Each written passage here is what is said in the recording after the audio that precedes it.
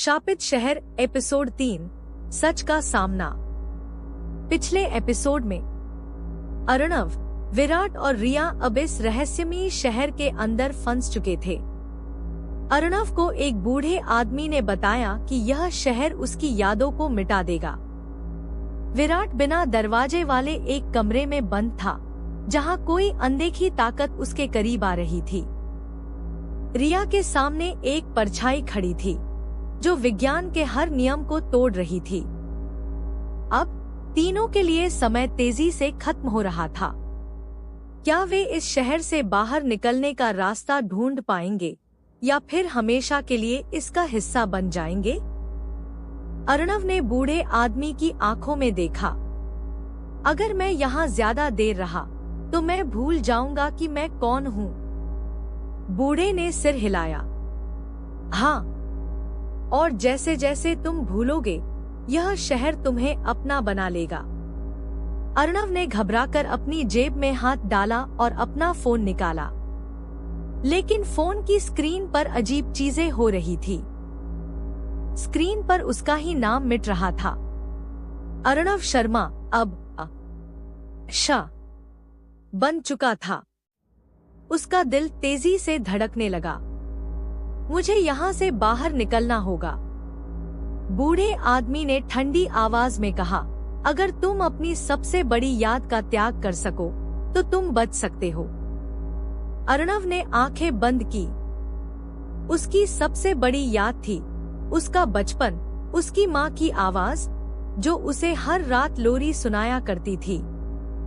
अगर वह इसे छोड़ देता तो शायद वह खुद को बचा सकता था, लेकिन क्या यह सही था? विराट के चारों ओर अंधेरा घना होता जा रहा था। उसे लग रहा था कि कोई चीज उसके बेहद करीब आ चुकी है। फिर अचानक एक ठंडी हथेली उसके कंधे पर आ गई। विराट तेजी से पलटा, लेकिन वहां कुछ नहीं था। फिर एक धीमी आवाज आई, तुम यहाँ क्यों आए? तुम्हें नहीं आना चाहिए था। कौन हो तुम? विराट ने घबराकर पूछा। अंधेरे से एक परछाई उभरी। यह कोई इंसान नहीं था। इसकी आंखें नहीं थी, मुंह नहीं था, सिर्फ एक खाली खोल। तुम्हें बाहर निकलना है? परछाई ने पूछा। हाँ, विराट चिल्लाया। परछाई हंस पड़ी। फिर तुम्हें अपनी पहचान छोड़नी होगी।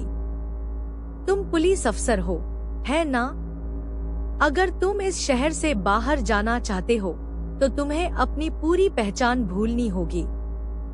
जब तुम इस शहर से बाहर निकलोगे तो न कोई नाम होगा, न कोई अतीत, न कोई वजूद।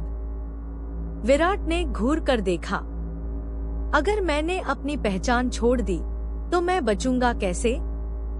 परछाई ने धीरे से कहा, यही तो खेल है। रिया अब भी उस परछाई को देख रही थी, जो बिना किसी भौतिक शरीर के उसके सामने खड़ी थी। यह असंभव है, रिया ने खुद से कहा। परछाई हंसी। विज्ञान के नियम यहाँ काम नहीं करते, रिया, लेकिन हर चीज का एक तर्क होता है।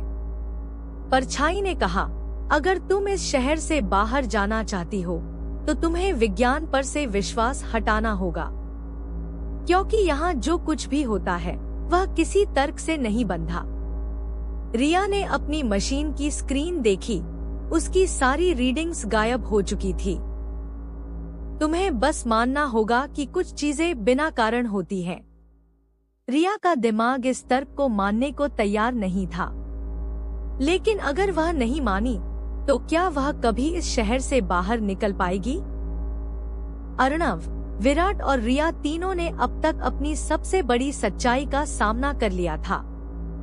अर्णव को अपनी सबसे कीमती याद छोड़नी थी। विराट को अपनी पूरी पहचान मिटानी थी। रिया को अपने वैज्ञानिक विश्वास को तोड़ना था।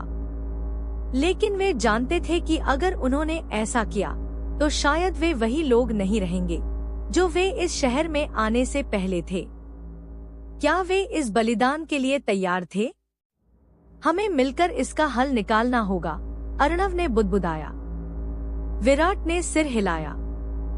अगर यह शहर हमें हमारी सबसे बड़ी चीज को त्यागने के लिए मजबूर कर रहा है तो शायद यही इसका जाल है। रिया ने सोचा और कहा, हमें इसे मात देनी होगी। हमें यह मानने से इनकार करना होगा कि यह शहर हमसे कुछ छीन सकता है। अर्णव ने गहरी सांस ली। तो क्या हम इस जाल से बच सकते हैं? शहर के चारों ओर अंधेरा और गहरा हो गया।